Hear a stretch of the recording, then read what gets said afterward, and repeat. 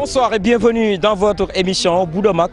Ravi de vous retrouver sur ce plateau. Aujourd'hui, nous allons parler des arts martiaux, comme tous les jours, 100% arts martiaux.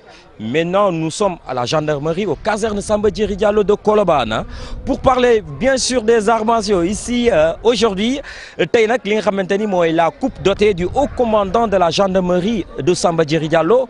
Mom lañu tuddé li nga xamanteni moy gala des arts martiaux organisé par le grand maître, le maître Ali Sall. Ali Sall soko waxé xamni ci walu aikido sore na ci lolu, maître bu mag la di former aussi des champions. Tay nak mu amal gala bi sekk ko ak toutes les disciplines arts martiaux pratiquées ici aux casernes Samba Diéry Diallo. Tout de suite, vous aurez des démonstrations, des plateaux relevés, des combats MMA. Vous aurez aussi du Viet Vo Dao, le Krav Maga, le Judo, j'en passe, le Taekwondo, ITF. Loolu yëpp ngeen koy amee tey fii Aikido, Apkido, dara du doy. Let's go tout de suite ñu daal dem ci présentation. Voilà, comme promis, li mu leen wax ñu ngi gendarmerie ba léegi tey nag plateau yu relevé moo fi am combat MMA, il y aura aussi du Krav Maga tout de suite. Mais nag laataa ñu yéeg ci Krav Maga gis ngeen gars yi ñoom dañu ñàng quoi ci coulisse lay dugg tey lu musul am fenn waaw mais Krav Maga saa waay tur bi naka la. man maa ngi tudd Papi Nia man Krav Maga Major Nia bu caserne Samba Diéry Diallo. Voilà tey ñaa ñi ñëw wàllu Krav Maga bëgg nañ xam kañ nga ko commencé pratiquer ak yow lan ban njëriñ nga gis ci Krav Maga. Bon Krav Maga maa ngi ko commencé pratiquer en 2017. collège Sacré-Cœur te gis naa njëriñ bi franchement parler waaw. Voilà tout de suite ñu dem découvrir Krav Maga ci plateau bi ngeen seetaan démonstration bi nga xamante ni moom la ñuy def comme tous les jours lu ñu koy defee sur la grande nuit des arts martiaux ak plateau arts martiaux bu am Krav Maga dafay ñëw wane boppam ànd ci nag ak Major Niang moom du Niang vraiment ñu dem seetaani ko doogay ñëwaat ci plateau bi.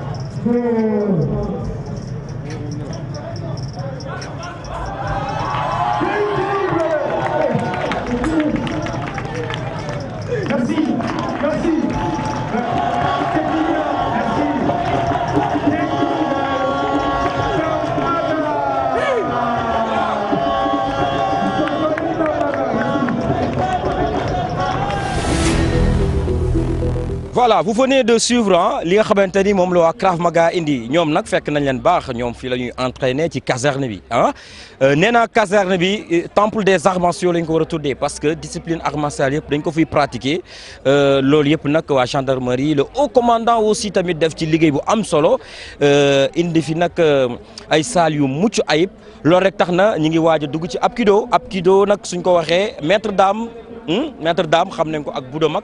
moom chaque fois buy yéeg ci Apkido jigéen ñi yow noo tudd.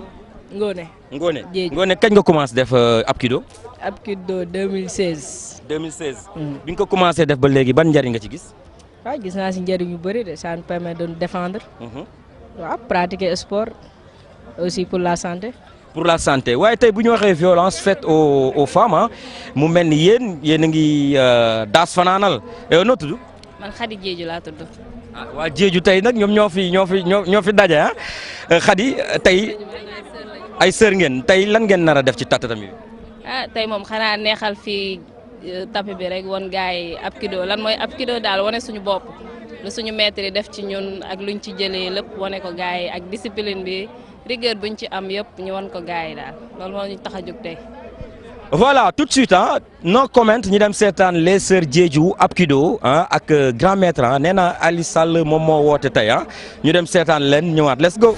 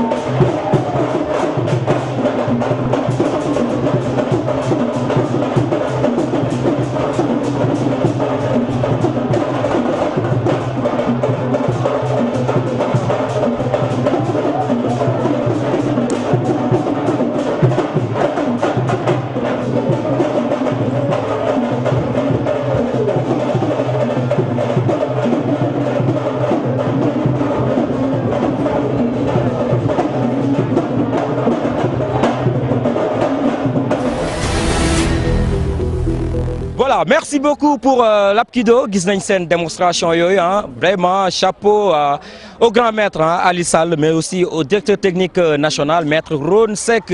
À sa tête nous avons le grand maître Dame Sensei Dame. Merci beaucoup ci li mu liggéey ci Apkido. Maintenant tout de suite vous voyez là derrière il y a des dames tey moom jigéen ñi moom a tax a jóg nee naa leen fii temple des arts martiaux aujourd'hui c'est à l'école des arts martiaux. Tout de suite nous allons voir le Viet Vo Dao le Viet Vo Dao voilà ñi ngeeg Diarra Aminata Diarra tey bëggoon nañu xam wàllu Viet Vo Dao nan la dikkee ba nga koy pratiquer ak lan la def ci yow. kaay leen sekk ma kay yéen kay. Bon, Viet Vo Dao c'est un art martial vietnamien. Bon, passion moo ma ci dugal parce que dama yàggoon bëgg a def art. Après si lañ ma proposé art bi et ça m'a plu vraiment. moo tax ma dugg ci franchement. C'est un art vraiment complet, comme toutes les autres arts en fait. Voilà, vraiment complet mais pas dangereuse parce que tey suñu demee ba jigéen ñu koy def mais man li ma ci jaaxal yow tur bi naka la. Awa Badji. Mais Awa ciseaux yi aussi tamit en tant que jigéen dafa mel ni non du dara ciseaux yi day fekk da ngay suupul rek def li ngay def kese. Technique la rek. day defar yaram aussi tamit. technique la day defar yaram moo tax ñoom ñu am souplesse boobu dérangé wu leen maa ngi ak Mariama aussi Mariama nee naa tey moom xale jigéen ñi laay tourné ak émission bi Mariama yow kañ nga commencé def Viet Vo Dao. weeru koor bi passé. weeru koor kon jot nga ci gis sa bopp ba tey da ngay yegg ci tableau bi. waaw gis naa ci sama bopp. kon baax na nañ seetaan li ci kanam raw li bët maa ngi aussi feggoog ki nga xamante ni moom mooy Fatima Diop Fatima. tey lan ngay indil téléspectateurs yi seetaan Boudo Mag. si tey moom lu garaaw lu yéeme lañ leen di indil macha allah di ngeen kontaan yéen ñëpp danañ fi rajaxe quoi. rajaxe balaa ñu koy rajaxe nag dama leen di bàyyi ngeen dem seetaan Fatim ñoom Fatim Mariama ñoom Ami Diarra ñoo nekk nii nag ñoom ñoo nar a def ci kaw li ñu war a def let's go ñu dem seetaan leen xool lan lañ leen di indil.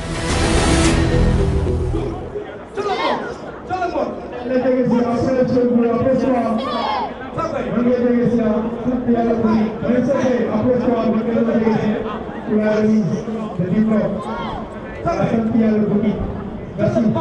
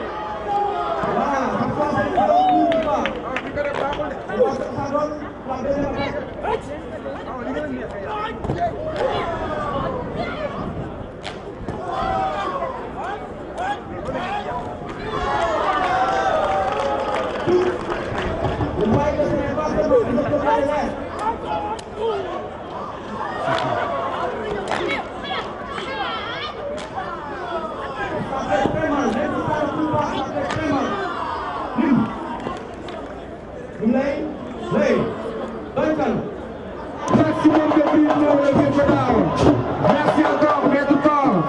Merci encore, maître Jovéran. Merci pour les combattants du Viet Vo Dao. Voilà, merci beaucoup pour le Viet Vo Dao. Gis nañ xale yi jigéen ñi li ñu wax loolu lañ def gis nañ ciseaux yi gis nañ lu ñu indil tableau bu relevé loolu rek dañuy daal di dugg nag li ma leen waxoon sànq rek dañuy attaquer tout juste le Kung Fu Wushu.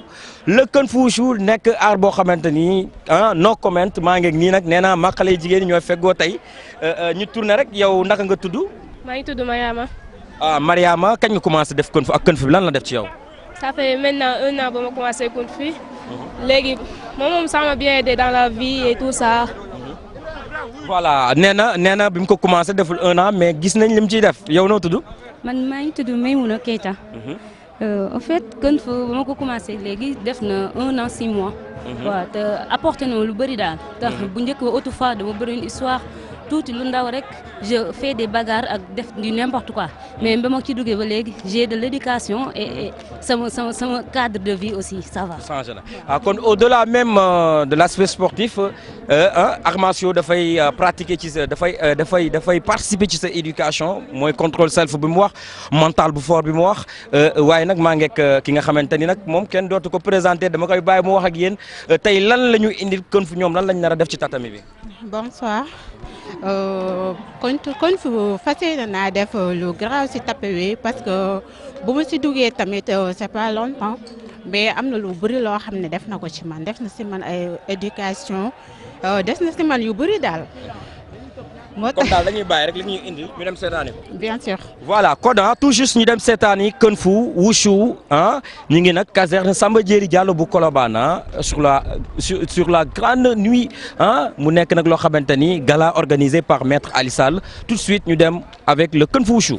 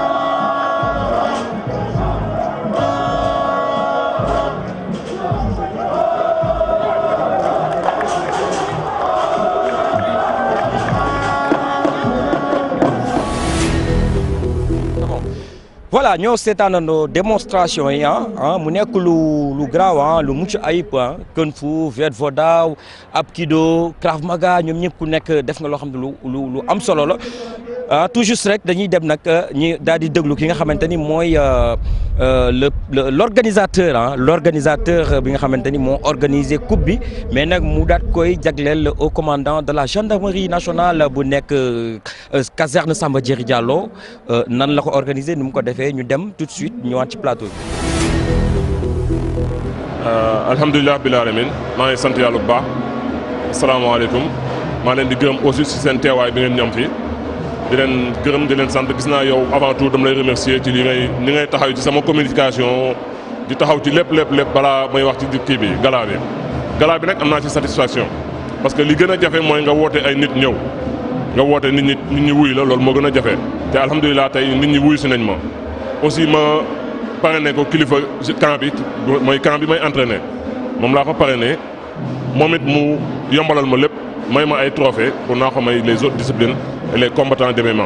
waaw parce que booy xool ñun suñu salle man mun naa ne ñun ñoo gën a rafetle salle ci ñuy def arts martiaux fii si Sénégal parce que dañuy defal salle bu rafet defal ñu tapis yu rafet ba pare mettre ñu à l'aise ñun boo ñu gisee sax ñun en tant que civil da ngay foog ne ñu sommes des hommes de tenue or que c'est pas le cas moo tax tey maa ngi doon def gala bi tuddee ko gala des arts martiaux bien vrai que MMA laa doon def avant mais dama ne comme mix martial art la ñu wax ma ne naa boole les autres disciplines comme fii am nañu 9 disciplines yu bokkul comme dañoo ne art martial mélangé comme MMA ma ne naa invité yeneen disciplines yi ñu defaale démonstration en même temps que combat yi di am. waaw maître Mamadou Koor laa wax bu Viet Vo Dao moom vraiment sama rakk la sama conseil la te sama waay la daal ci fi ñu nekk maa ngi moom ñoo bokk heure entraînement day nekk ci air bi ma nekk ci air bi mais terewul lépp lu ma jàpp rek daf ciy jàpp lépp lu muy def aussi dina ñëw wax ma ko moo tax tey ma def ko invité d'honneur ci gala bi. waa MMA bi booy gis ni MMA bi comme ñun instant yi dañuy doog a jóg te MMA bi fu ñun instant yi gis nañ ci combattants yu bëri am nañ ci opportunité pour génn. am ci xaalis parce que art martial bu ñu koy def amul xaalis arts martiaux yi amul xaalis MMA yi xëy na ñun lu ñuy def nii ñu ngi ciy joxe ay prime pour xale yi xaw a kontaan ak yooyu mais li ci ëpp daal doole mooy xale yi ñu am ñu fexe ñu xale yi amee dara moo tax ñu créé MMA bi pour xale yi mën a génn. waaw di jaajëfal sama maître d'abord maître Dame Seck di ko jaajëfal di ko gërëm tey bu ma demee ma am fu ma toll ci arts martiaux bi moom moo ko tax. bien vrai que adjudant ñaa mu ngi ci jàpp na ci à 100% lépp lu may def day ñëw jàpp ji dimbali ñu si waxtaan si ñoom ñëpp daal maa ngi leen di gërëm di leen sant muy samay élèves muy public bi fi nekk muy yow mi taxaw di wax ak man yéen ñëpp maa ngi leen di gërëm di leen sant. bu doon mag xanaa kontaan si di leen soññ pour ñu góorgóorlu parce que ni ñuy def nii def naa ni am na avancement bu rëy buy amee bu ñu continuer nii ñoom gis naa ne dinañ jël place yu bëri incha allah.